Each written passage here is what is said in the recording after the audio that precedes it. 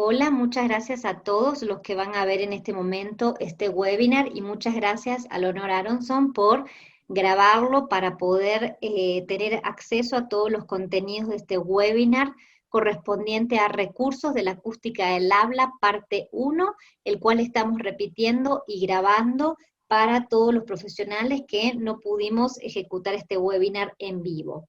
Leonor, muchísimas gracias por estar aquí. Me gustaría presentarte. Leonor es licenciada en Ciencias Físicas, doctorada en Ciencias, tiene un doctorado en Ciencias, y ya nos ha acompañado justamente en un webinar anterior dictando estos cursos, y hoy vamos a tener revisión de contenidos y muchos casos clínicos, así que Leonor, bienvenida, te damos la palabra. Gracias. Muchas gracias. Buenas tardes a todos, espero que hoy nos salga todo bien y lamento, junto con los compañeros de Advanced, el problema técnico que tuvimos hace unos días. Bueno, vamos a hablar de los recursos de la acústica del habla. Las primeras pantallas son una especie de repaso de lo que estuvimos viendo por algunas preguntas que nos llegaron, y porque, bueno, verdaderamente creo que son contenidos importantes y necesarios.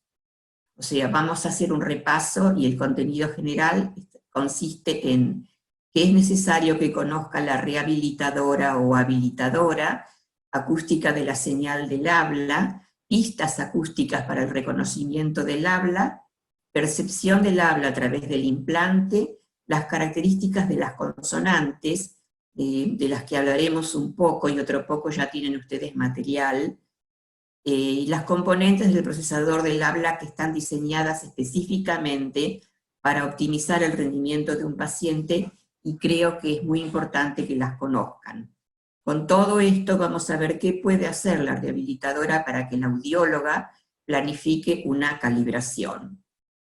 No olviden nunca que tenemos que trabajar en conjunto. No podemos trabajar de ninguna manera si no estamos ligados el audiólogo, el terapeuta, la familia y la escuela. Vamos a repasar los sonidos del habla, que son ondas compuestas dinámicas, que se pueden representar de dos maneras. Es la misma cosa, simplemente hay dos formas de representar una información acústica. Una es la forma de onda, y otra es el espectro. No le tengan miedo al espectro. Los espectros sí provocan miedo, pero no los espectros con los que vamos a trabajar. En la forma de onda tenemos en el eje horizontal tiempo y en el vertical presión. ¿De acuerdo? Ahí tienen una imagen de una forma de onda. Y en el espectro tenemos en el eje horizontal frecuencia y en el vertical amplitud. Fíjense que la primera forma de representar no nos es demasiado útil en nuestro trabajo, mientras que en la segunda forma, la representación espectro, tenemos información de qué frecuencias componen la señal en cuestión.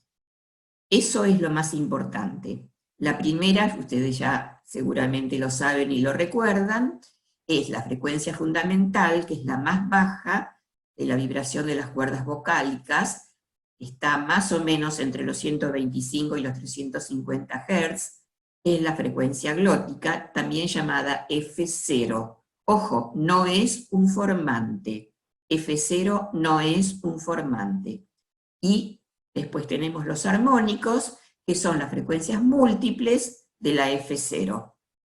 La estructura de estos armónicos va a ser diferente según de qué sonido se trate. La fundamental puede ser la misma, pero la composición espectral es diferente, y por eso podemos distinguir el La de un piano y el La de un violín, porque la estructura de los armónicos es diferente.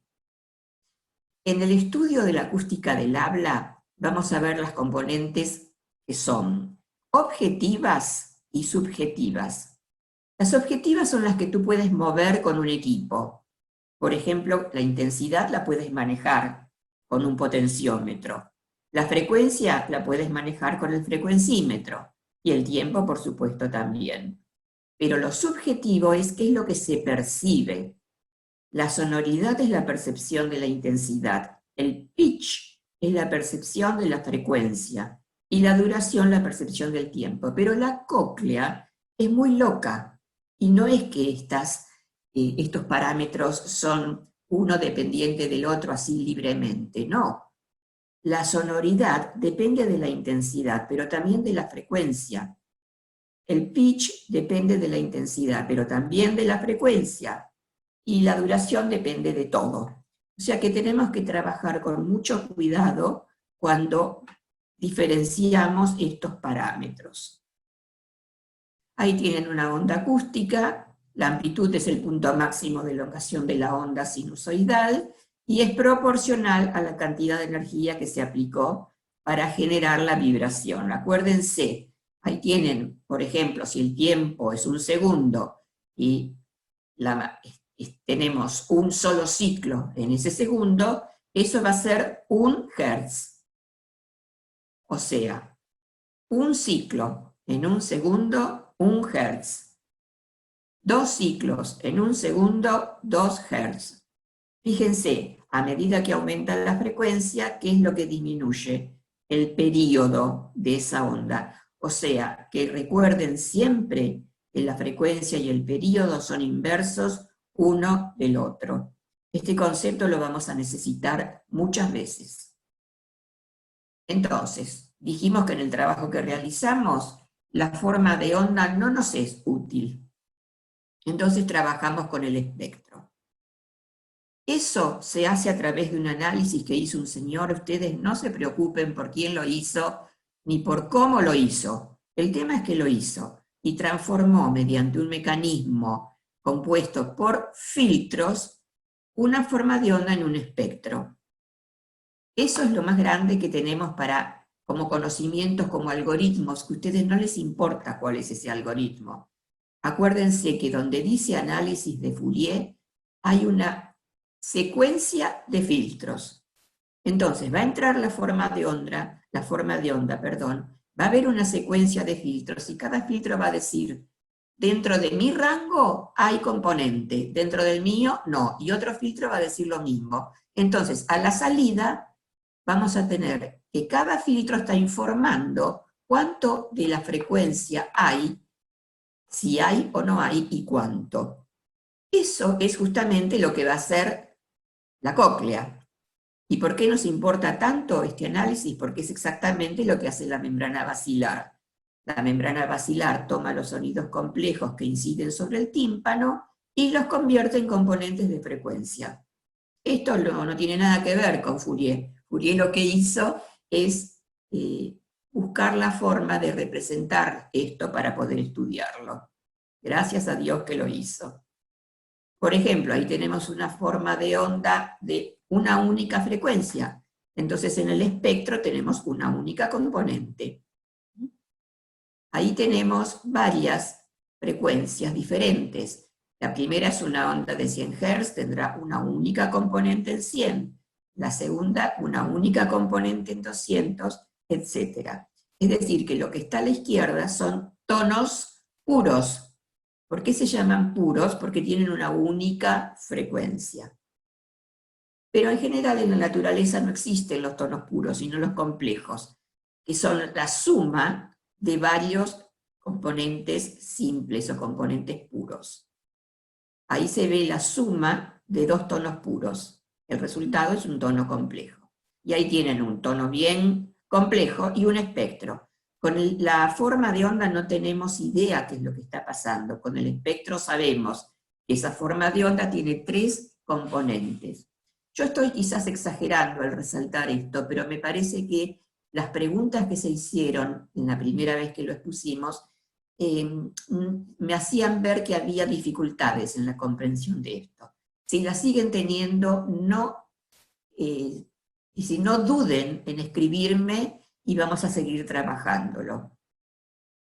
Ahí tienen una forma de onda que podría ser tal vez de una vocal porque es periódica, y su espectro, como lo vimos antes. Onda periódica que se repite el ciclo, intervalos regulares, sonidos vocálicos.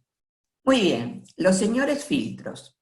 Los filtros son la base de todo nuestro trabajo, los vamos a usar siempre, en todo momento, y son geniales, son grandiosos. A la izquierda tienen un filtro pasabajo. ¿Qué quiere decir?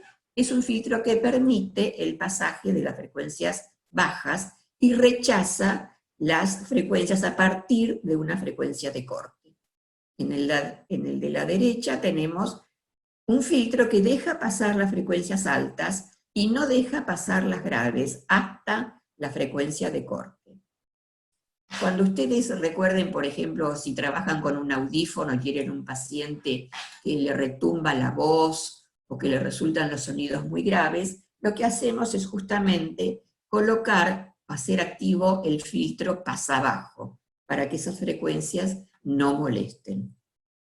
Y este es el filtro pasabanda o resonador. Esto es lo más lindo que tenemos en la acústica del habla. Tenemos un filtro con una frecuencia central y dos frecuencias de corte que definen lo que se llama banda pasante o ancho de banda. F1 y F2 son frecuencias de corte. ¿Qué puede además variar en este filtro? La ganancia. La ganancia, fíjense donde dice frecuencia central, eso tiene una determinada ganancia, no sé cuánto es, no me interesa saber cuánto es, pero sé que este filtro tiene una determinada ganancia. El dibujito este espantoso que hice, me resultó muy difícil hacerlo, está mostrando que el filtro de abajo, a pesar de tener la misma frecuencia central, tiene una ganancia menor. Fíjense bien en el concepto de ganancia de un filtro, porque también lo vamos a usar y mucho. Entonces, la cóclea se comporta como un banco de filtros, y cada segmento está sintonizado con una determinada frecuencia. Las frecuencias bajas están en la base, las frecuencias altas en el ápice. ¿Qué hace un implante coclear? Todos los implantes cocleares están compuestos por filtros, tratando de reproducir el comportamiento de la cóclea. Y hay tantos filtros como electrodos. Hay distintos sistemas, pero todos los sistemas tienen el mismo número de filtros que de electrodos. Ahí tienen, por ejemplo, ese esquema, que es un banco de filtros. Ahí hay 1, 2, 3, 4, 5, 6, 7. Si esto va a ser los filtros que compongan el procesador de un determinado implante coclear, este implante va a tener 1, 2, 3, 4, 5, 6, 7 electrodos. Hay tantos filtros como electrodos. Acá tienen un diagrama de procesamiento donde se ve a la izquierda un micrófono, después sigue un control automático de ganancia, que en algún momento voy a tener que explicarles, y me encantaría que sepan bien qué hace un control automático de ganancia. El Advanced Bionics tiene un control automático de ganancia dual, y eso es muy importante. Después tenemos una secuencia de filtros. Fíjense cómo cada uno de los filtros está centrado en una frecuencia diferente desde las bajas hasta las altas. Después viene una serie de cosas que no podemos manejar, y los electrodos, o sea, toda esta parte de acá es el paciente, toda esta parte de acá es el procesador. La teoría fuente-filtro la vamos a repasar porque nos importa, y es la que dice que el mecanismo que se pone en movimiento en la producción vocal puede ser explicado de la siguiente manera. El flujo de aire que proviene de los pulmones pasa a través de la glotis, que es la fuente, y pone en vibración a las cuerdas vocales. Eso produce los pulsos glóticos. Como todas, y los pulsos glóticos, ¿qué son? Es una forma de onda. Como tal va a tener su espectro. Este es el espectro. Ahora, toda esta cosa, todo este peine de frecuencias, va a pasar por los resonadores del tracto vocal, la laringe, la faringe, las fosas nasales, el abocinamiento de los labios, etc. Y eso, todo eso, resonadores del tracto vocal, ¿por qué son resonadores? Porque resuenan. ¿Y qué quiere decir que resuenan? Que son filtros que tienen una frecuencia máxima. Por ejemplo, esto. Esto es una sucesión de filtros que representan el tracto vocal. Muchas veces se lo llama función de transferencia. Entonces, este peine va a pasar por estos filtros, y estos filtros le van a dar una forma al peine y lo van a transformar en esto. Justamente porque le dan una forma determinada, es que lo llamamos formantes. F1, primer formante, F2, F3. Acuérdense que ahí abajo dice F0, eso no es un formante, es la frecuencia glótica, llamada también frecuencia fundamental, o F0. Entonces, los pulsos glóticos producen un espectro de líneas en el que se observa energía para múltiplos de la fundamental, y esa componente tiene a su vez los armónicos, y todo esto da, en definitiva, una forma de espectro determinada, diferente y exclusiva para cada fonema. Nosotros, en nuestro idioma, tenemos la gran suerte de tener nada más que 5 vocales, o sea que es bastante simple poder saber cuáles son los 3 o 4 primeros formantes de una vocal del español. Eso no ocurre en otros idiomas, por ejemplo en el inglés hay entre 12 y 14 vocales. Bueno, eso no es nuestro problema. Pero de hecho el tener menos formantes y más exclusivos nos facilita bastante la comprensión en el trabajo con implante coclear. Entonces,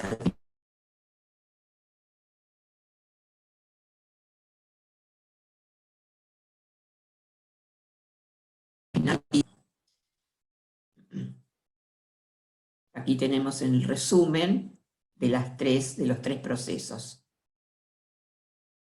Los formantes son visibles a los ojos del paciente, la fuente no. Si un niño no está, no tiene un equipo que le permita escuchar y solamente va a leer los labios y no tiene capacidad para informarse de cómo es la frecuencia glótica y cómo varía, va a tener problemas serios, porque los formantes son los visibles, o sea que el niño va a poder hacer solamente lectura de labios. Los formantes se ven, la fuente no se ve. La F0 tiene que ver con las cuerdas vocales, los formantes y los armónicos tienen que ver con el tracto vocal. Son las resonancias del tracto vocal. Otra vez tienen un esquema donde se ven los pulsos glóticos y a la salida la forma de onda y el espectro glótico y a la salida el especro de una vocal. ¿Qué es entonces el espectro de una señal? El espectro de una señal identifica las frecuencias que la componen y sus respectivas intensidades. Ejemplos: A, I. Fíjense que aquí ya está incluida mucha información. Los formantes de la A están bastante pegados uno al otro. Los formantes de la I, hay un primer formante bien bajo y un segundo formante muy alto. Y acá está la pobrecita U. La pobrecita U, yo la llamo pobrecita porque es la que menos energía tiene, y cuando trabajemos con las vocales van a ver que la U siempre es escuchada como de menor intensidad. La influencia de los elementos del tracto vocal en las frecuencias de los formantes es F1 la mandíbula, F2 la lengua, F3 la punta de la lengua, y varían con la edad y el género.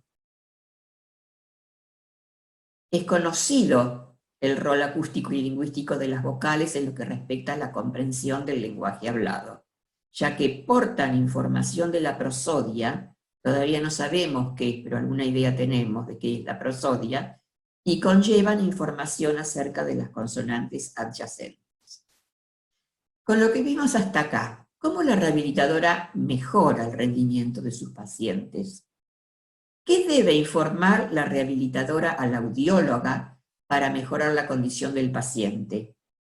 ¿Y qué debe informar la audióloga a la rehabilitadora acerca de los cambios que se realizaron en la calibración?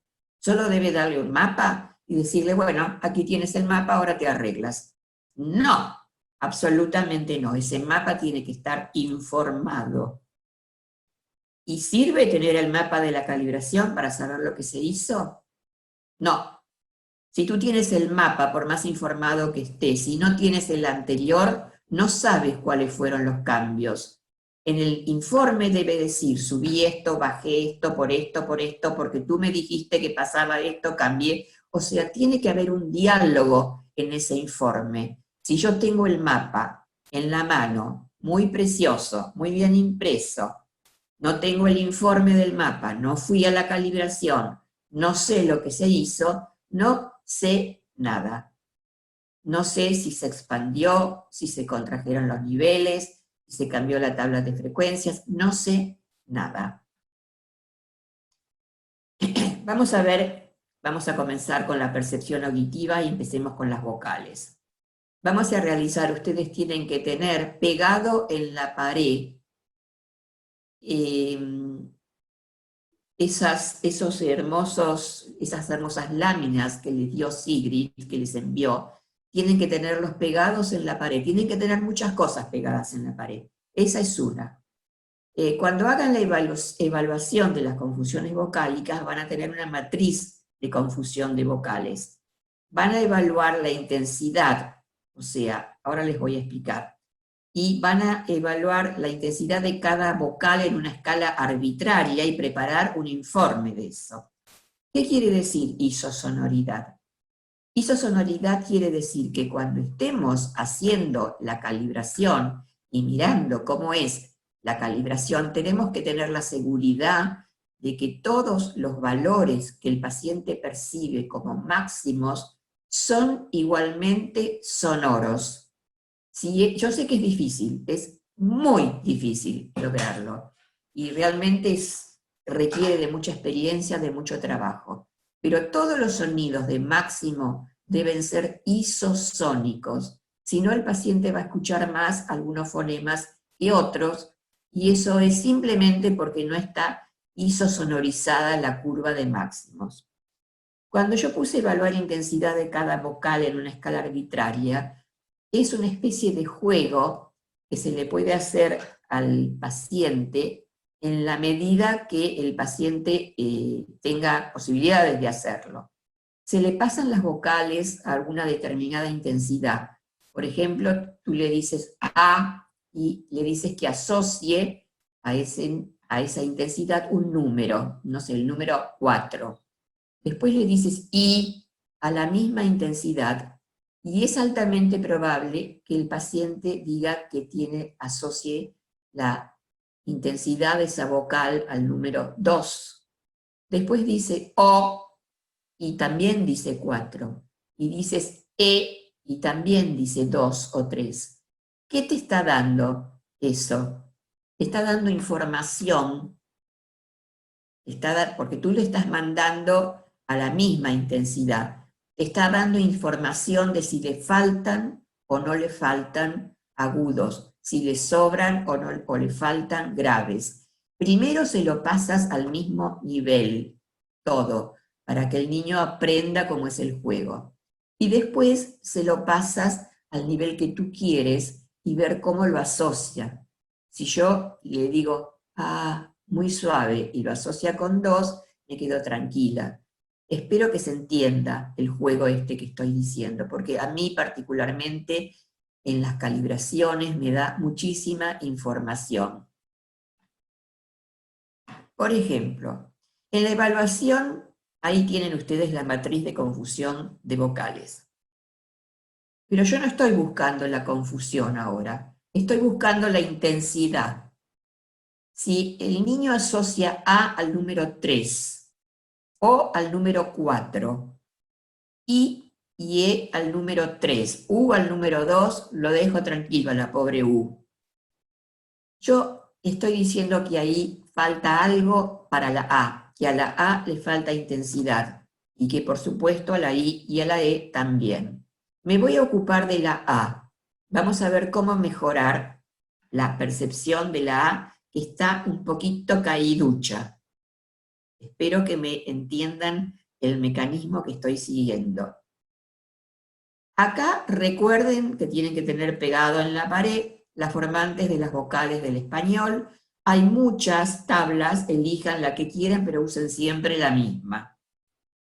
Me fijo que la A tiene un primer formante en 800, un segundo en 1200 y un tercero en 2500. Miren qué maravilla lo que vamos a hacer. ¿Qué es esto? Esto es la pantalla de la calibración, donde la parte inferior está representando los valores de umbral y la parte superior los valores de máximo para un paciente. En primer lugar, ¿qué vamos a hacer? Tratar de que esos máximos sean isosónicos. ¿Cómo lo hago? Eso es un misterio. Tú elegiste la carrera, así que tienes que pensar cómo lo vas a hacer. Lo vas a hacer viendo las reacciones del niño, lo vas a hacer mirando la cara del niño. Si puedes, lo asocias a un pato grande, a un pato mediano, a un pato chico, siempre teniendo en cuenta que los niños van a asociar los graves con fuerte y los agudos con suave. Así que es muy complicado, pero tenemos que tratar de lograr que haya isosonoridad.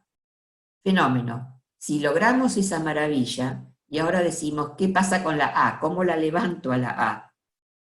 Sobre este gráfico, y ahí están los tres formantes de la A, los voy a... Perdón.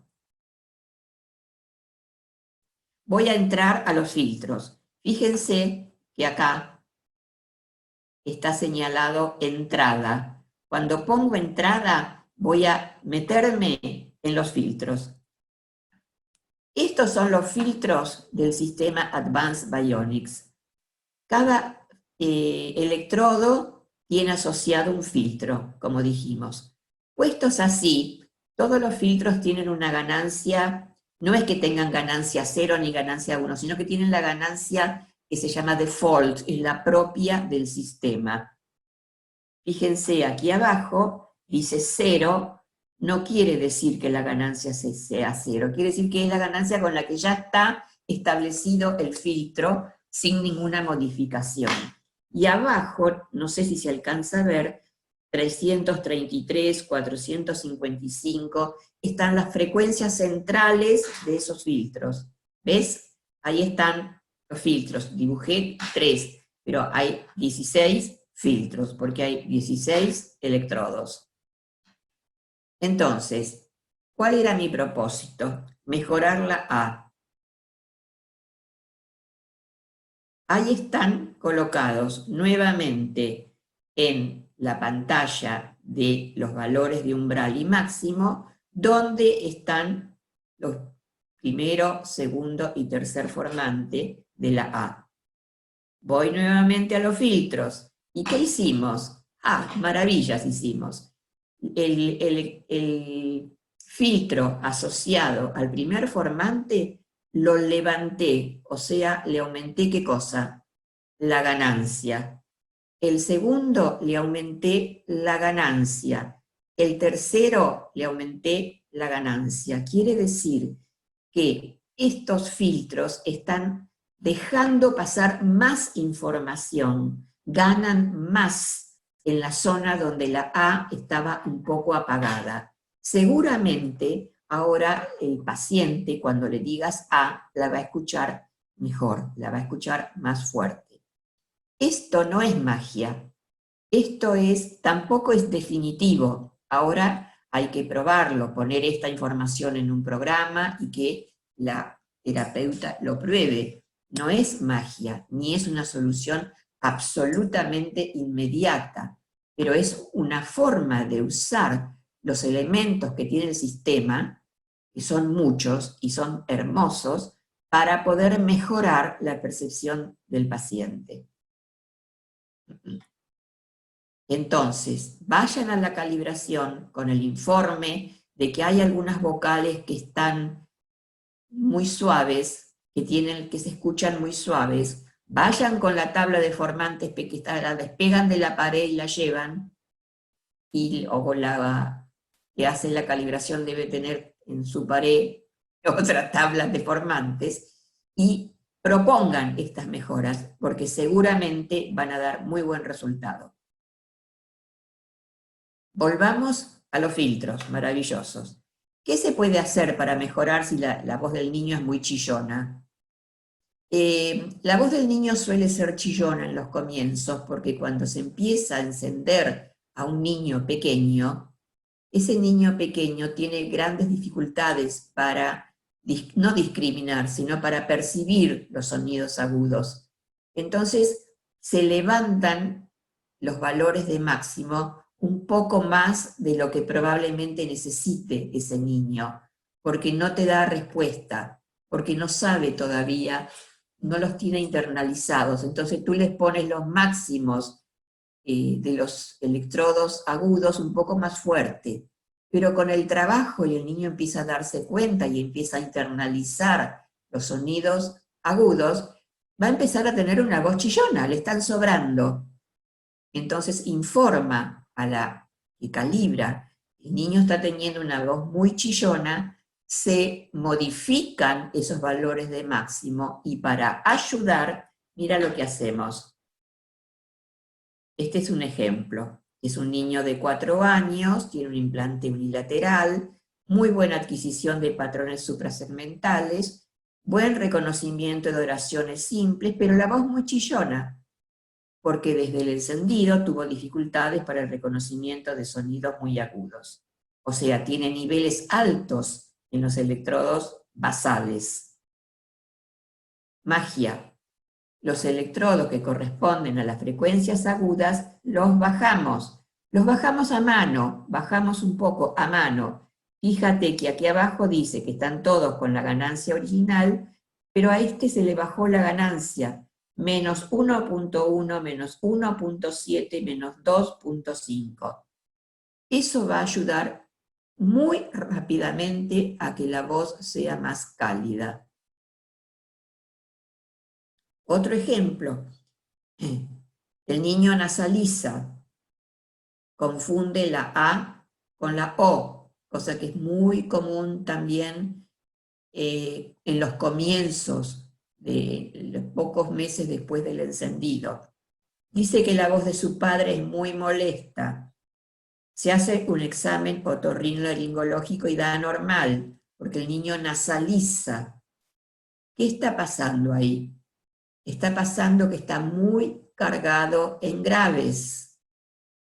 Entonces vamos a los enormes y divinos filtros y bajamos la ganancia de los graves. Esto también es mágico, ¿eh? No es mágico, pero el resultado es muy rápido. En mi experiencia, les cuento esto porque esto les puede ayudar, después que el niño empieza a establecerse más o menos a tener unas calibraciones más o menos estables, a mí me gusta bajar siempre, independiente de lo que diga, bajar un poco la ganancia de los filtros graves y bajar un poco la ganancia de los filtros agudos. Eso me da muy buenos resultados y me baso en la experiencia de los adultos que dicen que de esa manera el habla les resulta más agradable. Dificultades en las consonantes de componente de frecuencia media alta. ¿Qué hacemos en este caso? Primero, ver si hay isosonoridad. Segundo, trabajo fonológico. Y tercero, los filtros. Ayuda de los filtros. Y entonces la zona que corresponde a las frecuencias medio altas, es decir, la zona que corresponde, fíjense, se modificaron los filtros cuya frecuencia central es 900, 1000, 1200 y pico, 1500, 1800, levantamos la ganancia y es maravilloso el efecto que va a producir. Hay que controlarlo. Si la que hace la calibración no lo informa, en primer lugar no lo puede modificar si la rehabilitadora no le dice que hay un problema ahí. Pero una vez que se cambió, la rehabilitadora tiene que estar consciente de ese cambio y ver si dio resultado e informarlo. ¿Qué más nos ofrece el sistema para mejorar la percepción del paciente? Diferentes estrategias, diferentes anchos de pulso. Bueno, no nos vamos a meter en los anchos de pulso porque para eso hay que tener mucha experiencia. pero sí diferente velocidad, diferentes micrófonos y reducción de ruido. Eso tiene que estar muy trabajado por la rehabilitadora. Vamos a hablar un poco, perdón, esta es la pantalla que me indica cuál es la estrategia que se está usando, cuáles son los anchos, el ancho de los pulsos que se está usando, la velocidad, fíjense que es altísima, cada electrodo es estimulado 2677 veces en un segundo, y una cosa que se llama Clear Voice, que es una hermosura. Ahí lo que se está mostrando son los umbrales, que es bastante complicado hacerlos, pero digamos que yo no me preocuparía mucho al principio de los umbrales. Sí me preocuparía un poco más cuando el niño tiene cierta experiencia, pero en los comienzos no me preocuparía demasiado por los umbrales. Nivel cómodo y rango dinámico. Estrategia. Se recomienda una estrategia que tú la puedes tomar como al principio tienes que seguir los consejos de la gente que tiene experiencia y que aconseja un tipo determinado de estrategia. Las estrategias de codificación, las que permiten que el implante realice la función de una cóclea normal, o lo más parecido. Las estrategias de codificación del lenguaje analizan las diferentes amplitudes del lenguaje, los filtros las fraccionan en bandas de frecuencia y determinan dónde, es decir, en qué electrodo y cuántas veces, o sea, la velocidad, hay que aplicar la estimulación para que la señal sea transmitida. No pidan, rehabilitadoras, cambio de estrategia hasta que no sepan bien qué cosas son y lo hablen muy detenidamente con la calibradora. Esto significa que los electrodos ubicados en la parte basal de la cóclea serán estimulados con señales de alta frecuencia y los apicales serán estimulados con señales de baja frecuencia. Ahora vamos a hablar un poco de la velocidad. La velocidad se refiere a la frecuencia de activación y desactivación de un electrodo. Es lo que se llama channel rate, PPS, pulsos por segundo. Piensen en lo siguiente, yo les voy a dar un ejemplo que parece tontito, pero es muy claro. Imagínense que ustedes van sentadas en un tren mirando por la ventana, y que la ventana se cierra y después se abre lentamente. Todo el tiempo que se cerró la ventana, ustedes no vieron qué pasaba afuera, no saben cómo era el paisaje. Abren la ventana, ven el paisaje. Cierran la ventana, no lo ven. Si ahora lo hacen un poco más rápido, abren, cierran, lo que pierden del paisaje cuando la ventana está cerrada es menor. Si ahora abren y cierran muy rápido, lo que pierden del paisaje es prácticamente nada. Eso asócienlo con la velocidad de procesamiento de la señal. Si estamos estimulando a baja velocidad, el paciente va a perder información, le va a llegar a la cóclea poca información. Si la velocidad aumenta, el paciente no va a perder información. La velocidad se puede aumentar todo lo que el paciente es capaz de soportar. Por supuesto, muy altas velocidades pueden no ser soportadas por algunos pacientes que tienen asociada alguna dificultad a su pérdida auditiva. Pero en términos generales, el paciente medio soporta una alta velocidad y la información no se pierde.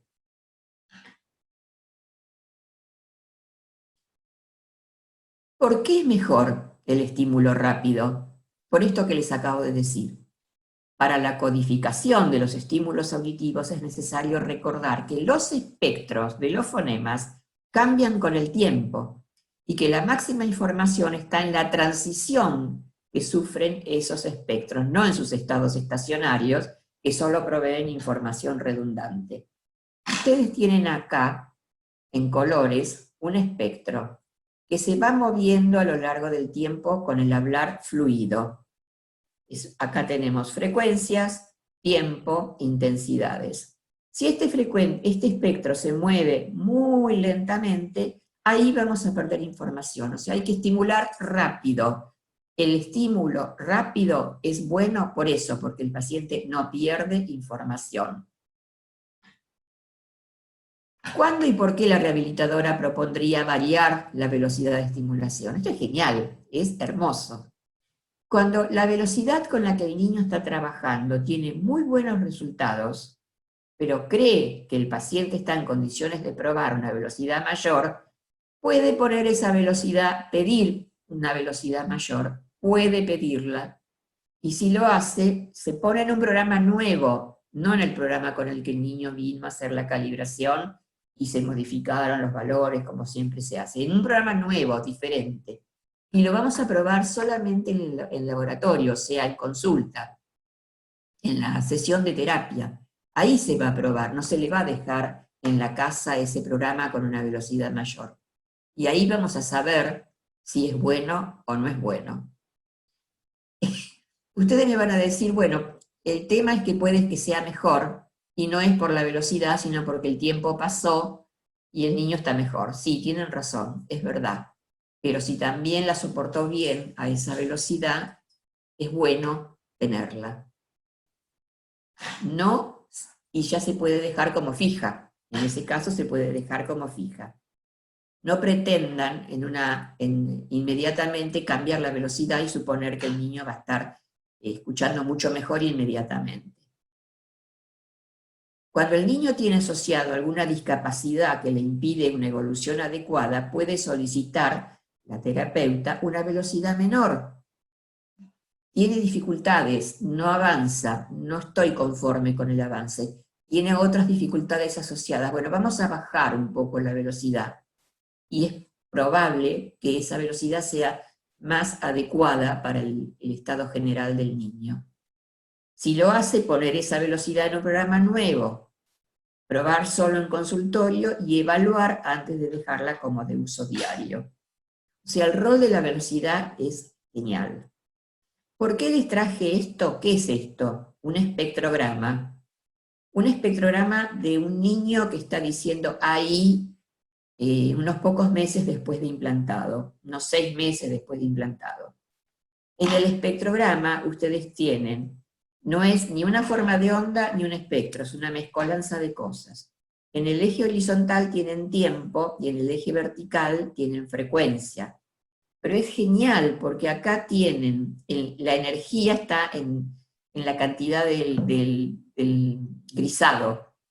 Acá se debieran ver los primero y segundo formante de la A, no se ven muy claros porque es un niño que no está fonando perfecto, y acá se ve el tercer formante de la A, que está muy elevado. Acá se ve el primer formante de la I, y acá se ve el segundo, etcétera, de la I. ¿Y qué es la maravilla que se ve, que no se ve nada más que con un espectrograma? La transición de cómo el segundo formante de la A transita al segundo de la I, cómo el tercer formante de la A transita al tercero de la I.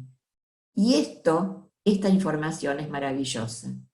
Si la velocidad es muy baja, van a perder esa información.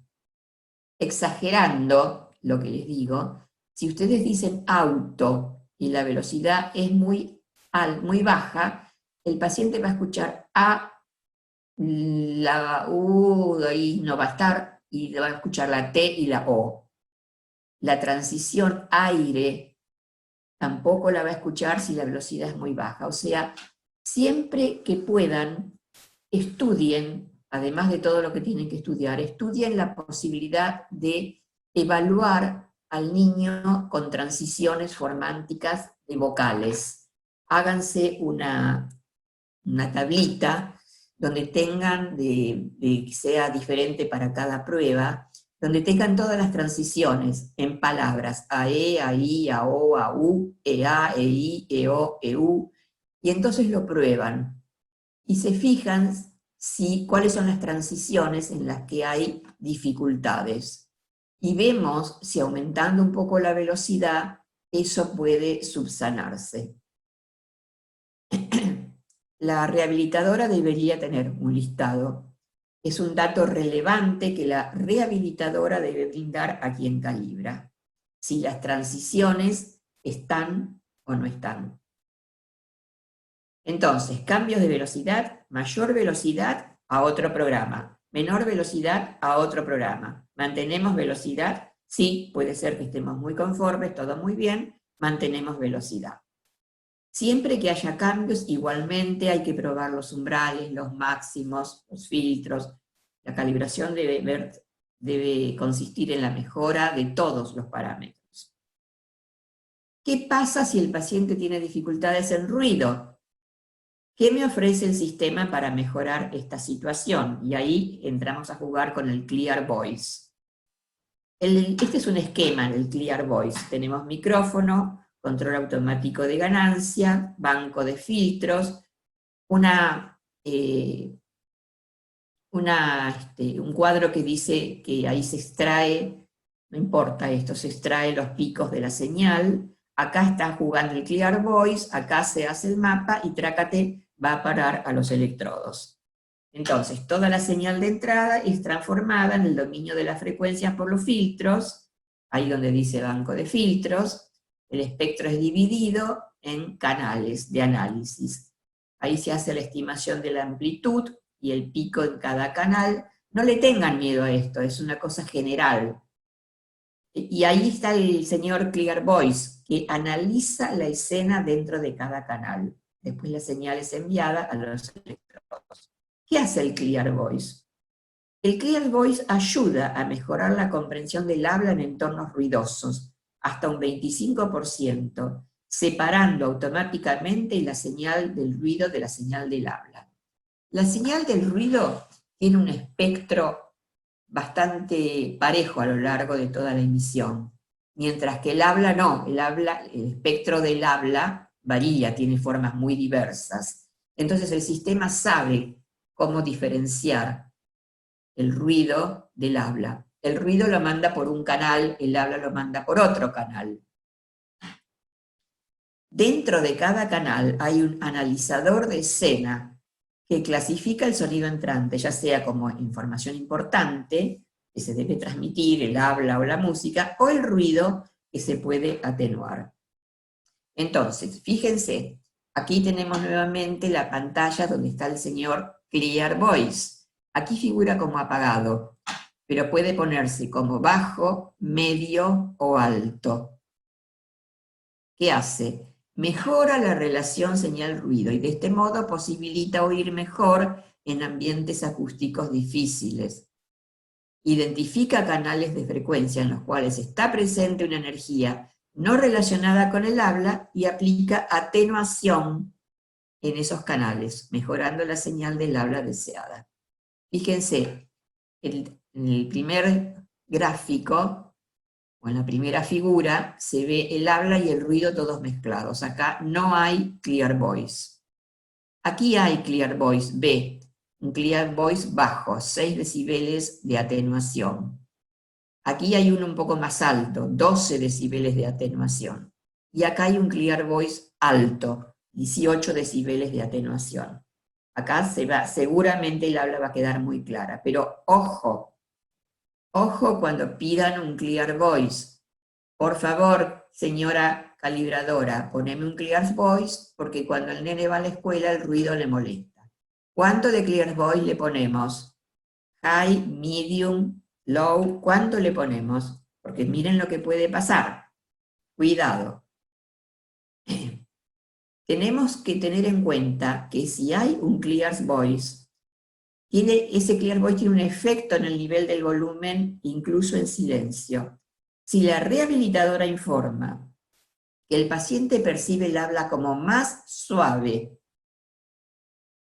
cuando se eliminan los sonidos ambientales y disminuye el volumen global, es recomendable que la audióloga reevalúe los niveles M en la calibración, porque si no, le pusiste el Clear Voice, fenómeno, escucha más suave, pero escucha todo más suave.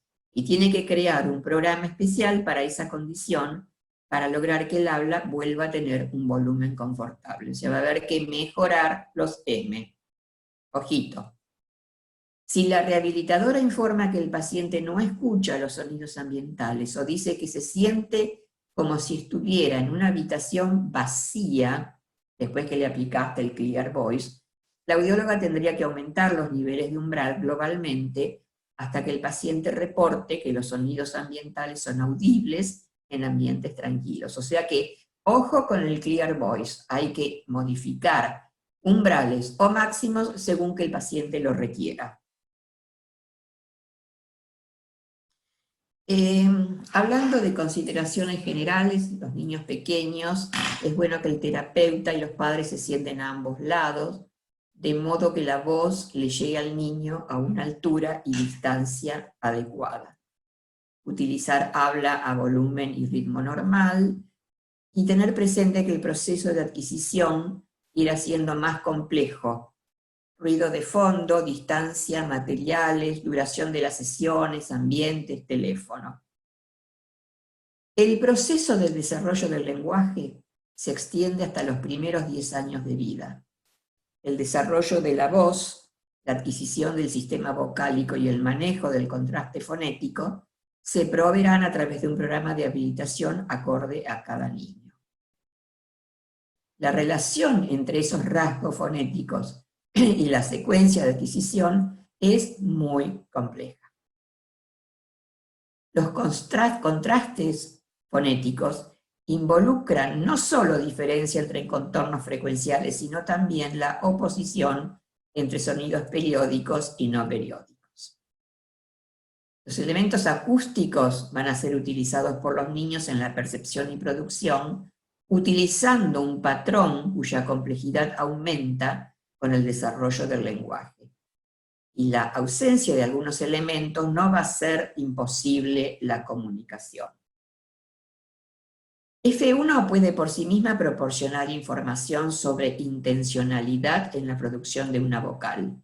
F2 por sí misma puede casi enteramente proporcionar la identidad de una vocal. Para los oyentes normales, las principales pistas para la identificación de las vocales son F1 y F2.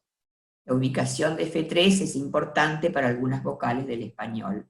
Y las pistas secundarias son la duración y la intensidad.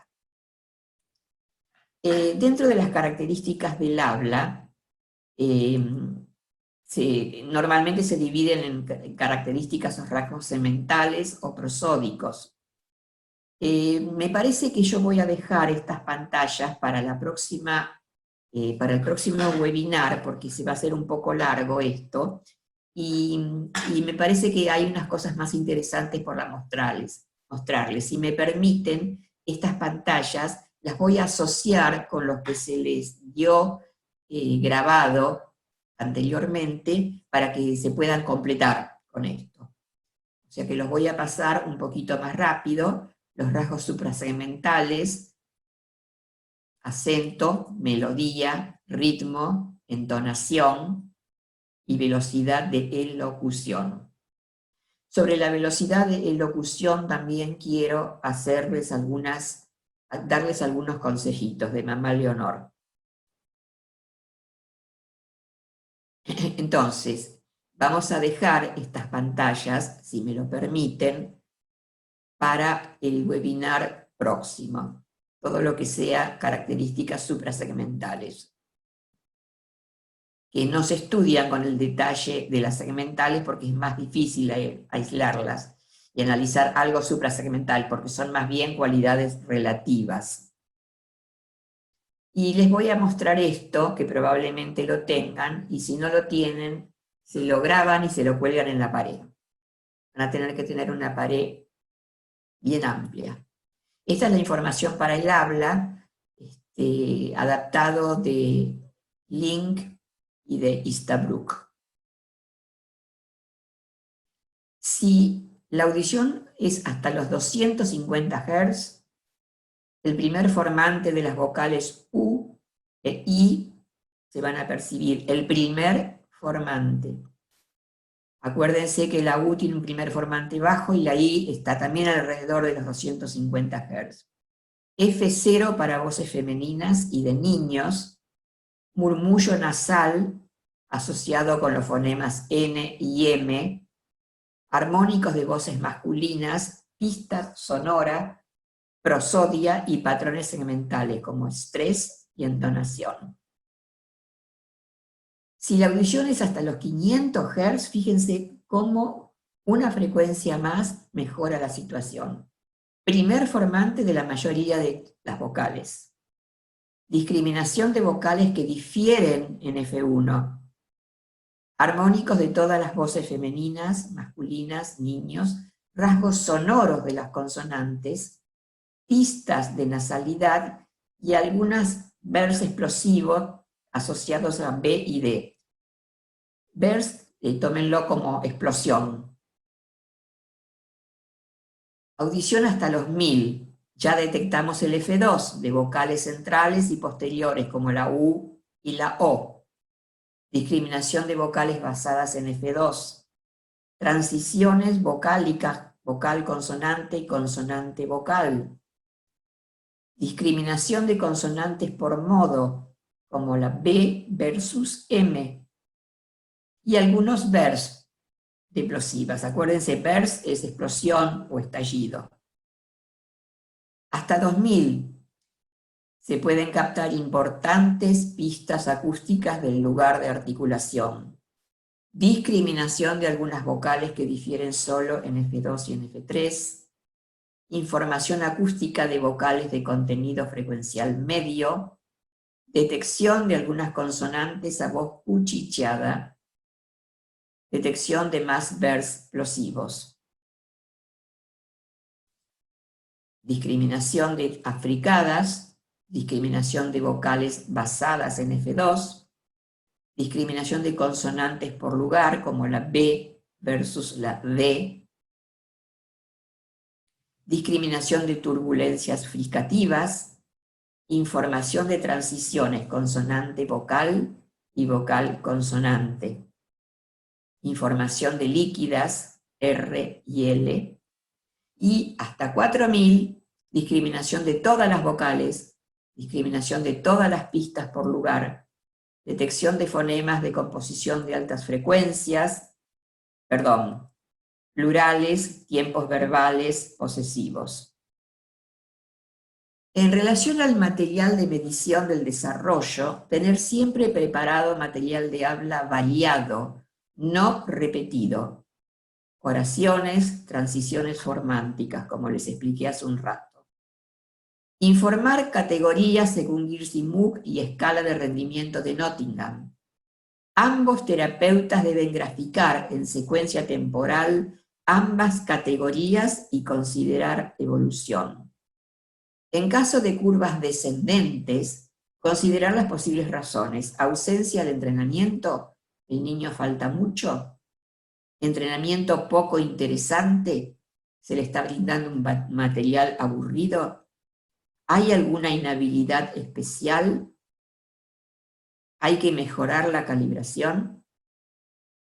O sea, tienen que tener para cada niño una carpeta con todos los datos y las escalas de evolución perfectamente claras. Trabajar patrones supraxementales marcando y graficando variaciones de F0. Asociar a melodía. Esto es importantísimo y me imagino que lo hacen siempre. ¿Te gustó? No, no me gustó. Las variaciones de F0 hacia arriba, hacia abajo, pueden estar acompañadas de gráficos. ¿Te gustó? Hacia arriba. No, no me gustó. Y así con todas las oraciones. Eso le va dando una riqueza a la inteligibilidad del habla. Informe del desarrollo de la percepción auditiva. Trabajar murmullo. Jueguen a trabajar en voz muy baja. Jueguen a adivinar palabras cuando las dicen muy bajito. Trabajar secretos. El trabajar secretos es hermoso. Secreto significa sin voz. Le dicen al niño, te voy a contar un secreto pero se lo digas a tu mamá. Y le dicen algo. Créanme que lo primero que va a hacer el niño es correr a decirle a su mamá qué es lo que ustedes le dijeron en secreto. Maravilloso. Trabajen secretos, es fundamental. Y trabajen el teléfono. Cuando se ponen de acuerdo a una determinada hora de que el niño va a hablar por teléfono con el papá o con la mamá, y pónganse de acuerdo que le diga, ¿por qué no le pedís un auto rojo? Papá, tráeme un auto rojo. Y el papá vuelve del trabajo con un auto rojo. Eso es una cosa importantísima porque ahí queda perfectamente claro que ese fue un medio de comunicación que dio buen resultado. O sea, hablar por teléfono en terapia es importantísimo. Secretos, teléfono, murmullo. Informe de audibilidad del habla con variables acústicas, por ejemplo, ruido, distancia, ritmo, hablante conocido o no, con o sin repetición. De ser posible, al realizar las pruebas de habla en ruido, determinar la relación señal-ruido en la que se efectúa. Para eso van a necesitar material grabado a distintos niveles señal-ruido. Si lo tienen, muchísimo mejor. Distancia. Todos los informes deben medir los resultados en función de las distancias en metro.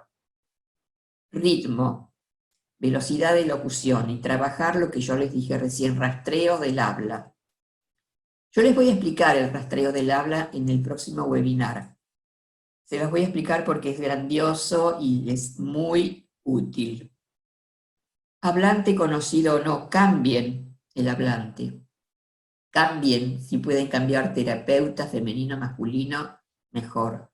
Con y sin repetición, también todas las evaluaciones tienen que estar anotados si se hicieron con o sin repetición. Una cosa que yo no puse acá, pero que me parece que es útil, es ver qué pasa cuando el niño tiene acceso a la lectura labial, sin que eso cree una costumbre, siempre enfatizando la vía auditiva, pero el habla se hace cara a cara, y ver qué pasa cuando el niño puede tener el apoyo de la lectura labial. ¿Mejora? ¿No mejora? ¿Qué ocurre con eso? Con mucho cuidado de que no sea usado como herramienta permanente, quiero decir. Y acá tienen un mapa, un informe del programa, que deben saber leer y deben ponerlo en la carpeta para ver qué cambios hubieron en este mapa respecto al anterior. Es la misma calibración, es la misma estrategia. El Clear Voice se prendió, la velocidad varió, hubo algún filtro cuya ganancia se aumentó. Fíjense que se ve bastante mal, pero acá hay 3 filtros cuya ganancia fue aumentada. Había alguna razón por la cual este paciente tenía confusión en las frecuencias que corresponden a esta zona del espectro y se lo ayudó levantando las ganancias de los filtros. Y esto es un regalito, y con esto terminamos. Es un regalito que les traigo que no tiene nada que ver con la acústica del habla, pero es una genialidad que quiero mostrarles. Son los canales virtuales. Las limitaciones, es un regalo, nada más. Las limitaciones en los dispositivos existen en cuanto al número de electrodos físicamente ubicados y estimulados para obtener una mayor resolución espectral. Nosotros tenemos en general posibles, en este caso hasta 16 canales, pero en una cóclea normal harían falta muchísimos más canales. Hay entre 3.500 células ciliadas internas en una cóclea normal. ¿Qué hacemos con eso? ¿Cómo puede aumentarse la cantidad de canales sin contar con electrodos adicionales? Porque el médico, el cirujano te dice, no, ustedes pongan 1.500 canales que yo me las arreglo para colocárselo. Y no es tan así. Entonces, ¿cómo se puede aumentar el número de canales? Las investigaciones surgieron que mientras de 4 a 12 canales son suficientes para el habla, se requieren significativamente más para la escucha en ruido y música. Esto es el señor Shannon, que hizo unos trabajos maravillosos al respecto. También en pacientes con electrodos funcionales limitados, es muy importante el beneficio de otra forma de sumarle electrodos. Es decir, pacientes a los cuales no se les pudo ingresar todos los electrodos. ¿Qué puede hacerse? Bueno, se investigó y está en uso el manejo de la corriente para crear canales virtuales. Mirá lo que es esto. Percepción de altura o pitch creando canales virtuales. Para que se pueda hacer, para que se puedan usar canales virtuales, es necesario que el implante, que el procesador, tenga fuentes de corriente individuales, o sea, que cada electrodo sea alimentado por una fuente de corriente propia. Si hay una única fuente de corriente para todos los electrodos, no se pueden usar canales virtuales. La hipótesis es que si dos electrodos vecinos son estimulados simultáneamente, el usuario percibirá un pitch diferente al de los dos electrodos cuando estos son estimulados individualmente.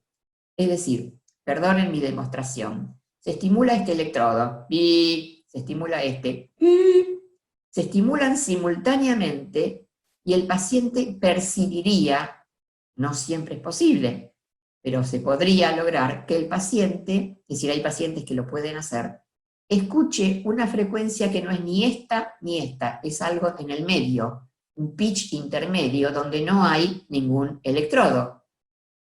Sin embargo, tiene la percepción de algo que no es ni este pitch ni este pitch. ¿Qué pasó? Eso es lo que se ha creado un electrodo virtual. Los resultados iniciales indican que para cada par de electrodos, la mayoría de los sujetos pueden percibir varios pitch distintos correspondientes a las diferentes amplitudes que les fueron presentadas. Mirá, acá tenés un electrodo donde se le está dando una carga de 3 unidades de corriente. Y acá otro electrodo adyacente que se le da 7 unidades de corriente. Los campos que se generan se superponen y aparece en esta zona como si hubiera un electrodo, se suman 7 y 3, y aparece una zona como si hubiera una corriente de 10 unidades de corriente, y entonces aparece un pitch intermedio cerca de este electrodo. Si fuera este el que tiene una carga mayor, aparecería un pitch intermedio más cerca de este electrodo. Acá tenemos la misma carga de corriente en los dos electrodos, 5 microamperes y 5 microamperes. Entonces, estas son poblaciones neurales que se sobrelapan los campos eléctricos. Y entonces va a aparecer la percepción, cuando sean estimulados estos dos simultáneamente, como si acá hubiera otro electrodo. Si el paciente no percibe ni este, sino que percibe como si acá hubiera otro electrodo que no hay.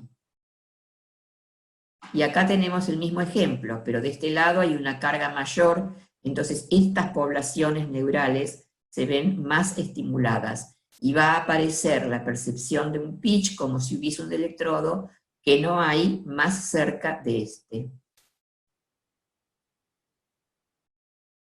Variando la proporción de corriente librada simultáneamente a electrodos adyacentes, se pueden producir hasta 8 bandas espectrales para cada par de electrodos.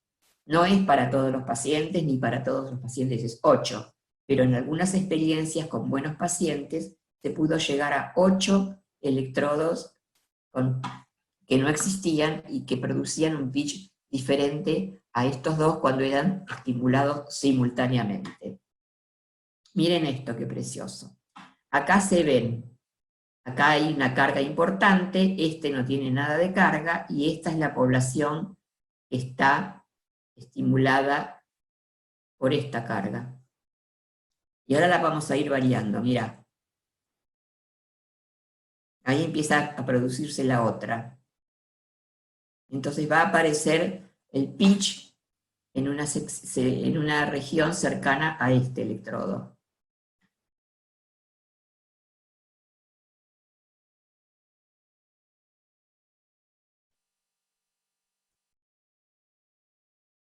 Bueno, este era mi regalito. Puse acá algunos elementos que tienen el NAIDA, que también pueden usar permanentemente de acuerdo con la terapeuta, de acuerdo con la rehabilitadora. Vamos a hablar con más detalle en el webinar, pero se los quería mencionar, el QuickSym, el UltraZoom, que les va a facilitar muchísimo el trabajo. La reducción del viento, la función EcoBlock, la función Sound Relax y la función EcoBlock, los vamos a ver con cuidado, con un poquito más de cuidado, para ver que también hay elementos que no tienen que ver con la calibración, pero que pueden resultar muy útiles al momento de mejorar la percepción del paciente. Estoy a disposición de ustedes para lo que necesiten, me escriben, lo que sea. Yo voy a contestar todas las preguntas siempre que sepa cómo se contestan. Muchísimas gracias por la atención. Leonor, muchísimas gracias a ti por esta excelente exposición. Todos los ejemplos que nos diste, los casos clínicos, fueron maravillosos. Ya muchos profesionales de Latinoamérica ya van a ver este webinar grabado y van a poder deleitarse con todos estos contenidos y ejemplos prácticos. Recordemos que Leonor va a estar respondiendo las preguntas y vamos a dejar un mail disponible, el mail rehab.latan@advancebionics.com, mismo al cual van a tener un enlace para poder escribir todas sus dudas y serán resueltas.